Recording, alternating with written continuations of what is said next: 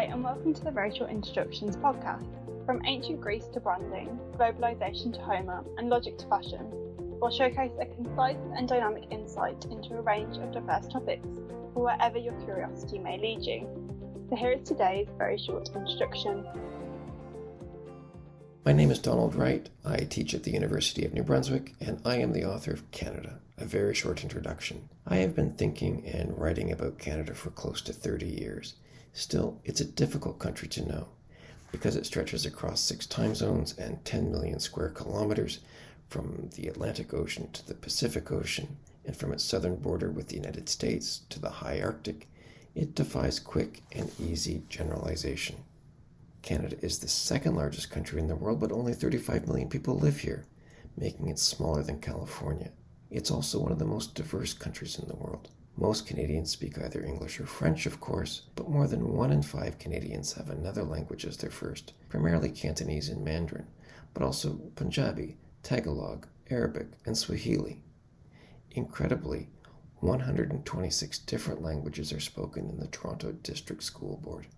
When I sat down to write my VSI, I knew that I didn't want to write a potted history of Canada. God knows there are enough of those in the market, some very, very good, and some not so very, very good. I also knew that I had to strike the right notes, that I had to find the right balance. If I didn't want to write celebratory history, I didn't want to write black armband history either. First, I wanted to write a book that captured Canada's remarkable diversity, that captured the 126 different languages spoken by students and staff in Toronto schools. To this end, I wanted to write a book that explained Canada's historical and ongoing commitment to liberal pluralism in the form of official bilingualism and official multiculturalism.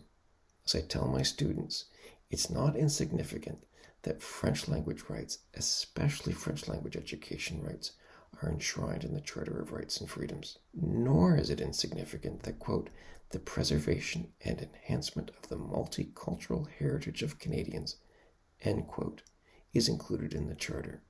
In fact, it's the only Charter of Rights in the world to include multiculturalism. Bilingualism and multiculturalism are public policies.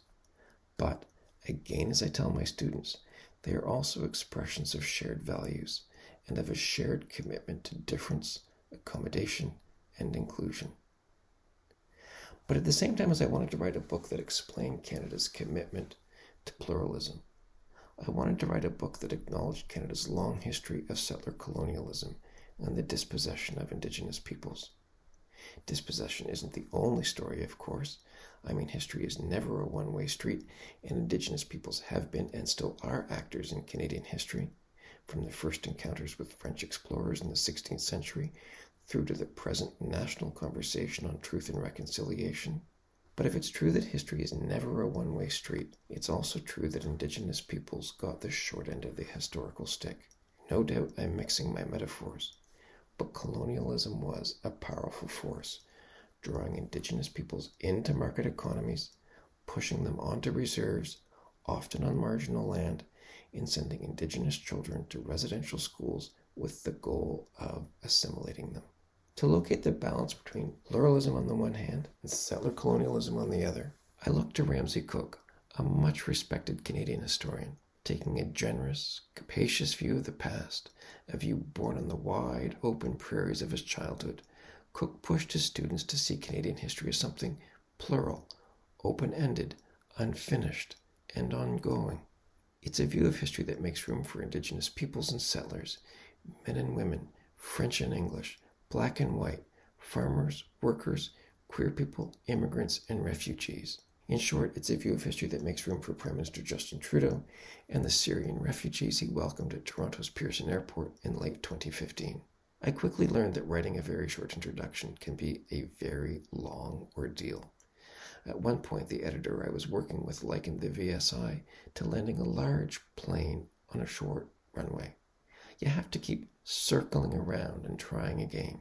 After a handful of false starts, I took a blank piece of paper and wrote down 6 words that were themselves very short introductions to Canada, beginning dispossession, nationalism, right, border, and north. Next, I pluralized them, beginning became beginnings, dispossession became dispossessions, nationalism became nationalisms, and so on. After all, Canada doesn't have one nationalism. It has at least three: English Canadian, Quebecois, and Indigenous. Complicating things, Newfoundland is a province with a national memory. These 6 words, now pluralized, became the titles of the 6 chapters in my VSI.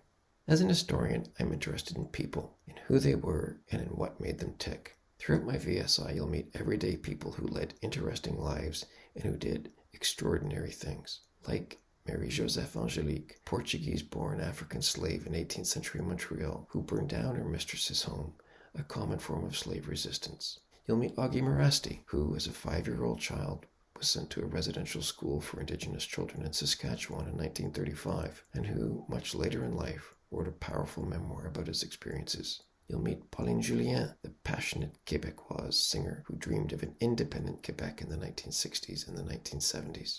You'll meet Morris Flood, an early pioneer in the gay rights movement who took a case all the way to the Supreme Court.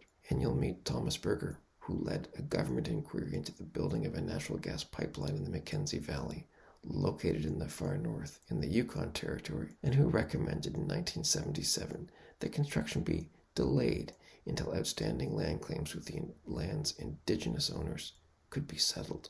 I'm also a huge fan of Canadian literature, or Can-Lit, meaning you will also encounter Canadian writers like Margaret Atwood, a genius polymath if there ever was one, and Shani Mutu, whose brilliant short story, A Garden of Her Own, captures the immigrant experience in a large bilingual country. You'll also meet the next-gen writer, poet Sue Sinclair, who, frankly, is the bomb. Writing this book wasn't easy. I can't bear to think about the number of times I had to circle back in order to make another landing attempt. But, kind of like the end result, although I will leave it to others to assess it. And on that note, I'll end with this anecdote. A few months after it was published, I received a lovely note from a former graduate student, a refugee from the Democratic Republic of the Congo. Being my former student, he's hardly unbiased. Still, he said something really interesting. As a refugee to this large country that covered half a continent, he could see himself and his experience in Ramsay Cook's definition of Canada. Its generosity made him feel like he belonged, he said, that his story was now part of the Canadian story. Canada, Ramsay Cook always insisted, doesn't have and has never had a single identity. That isn't a bad thing, he said. Quite the opposite, actually. It's a good thing. So I hope you'll pick up a copy of my book, and like my former graduate student, that you'll fire off an email letting me know what you think, good or bad. Thank you so much for listening to this podcast. Thank you for listening to the Very Short Instructions podcast. You can subscribe to our podcast on Apple Podcasts, Google Podcasts, Spotify and Stitcher to receive new episodes directly to your podcast feed. All of our episodes, new and old, can also be found on SoundCloud and YouTube at OUP Academic.